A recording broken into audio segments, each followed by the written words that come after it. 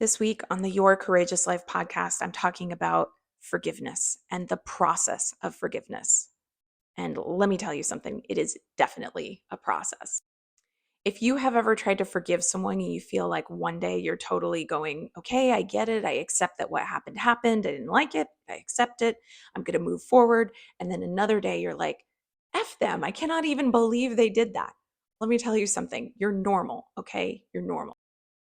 I think that's why forgiveness is really so hard, is that what we feel at any given moment can feel like the truth. And so, in the moments when we feel like we are accepting of what happened and understanding of our capacity to move on, that feels really real. So we go, okay, I've forgiven. But in the moments where we remember and then are re-stimulated around how we were hurt, it feels really real that we've made no progress at all, even though I promise you, you have. Forgiveness really is about your willingness to do two things.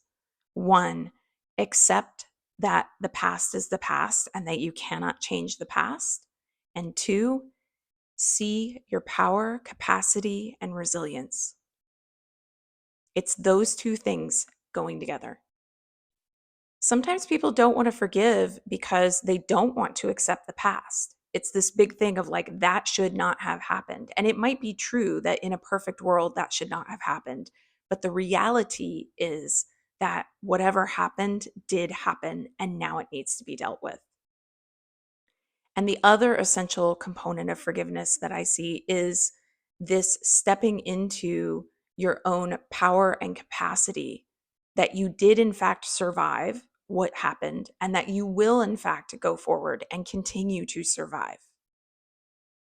When someone has hurt us and we are really struggling with how to process that hurt, one of the most dangerous things that can happen, I think, is if we go into a mode of putting on our armor, as I think Brene Brown would call it, and essentially becoming a person who is changed not for the better, but for the worse by what happened. That's the I loved and I was betrayed, so I'm never going to love again response. Okay.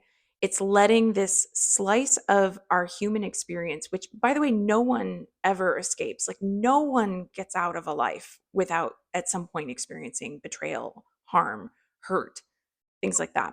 But it's taking this little slice of a life and basically saying, I am going to give this little slice of a life so much power that it changes me, not for the better, but for the worse moving forward. But we actually have a choice.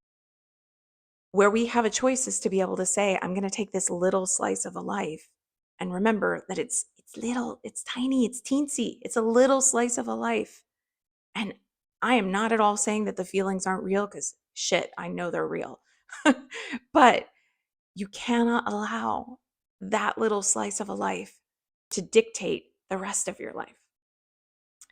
So if you want to get the full podcast episode, head over to Spotify, Apple, or wherever you listen to your podcasts and look for the Your Courageous Life podcast. See you there.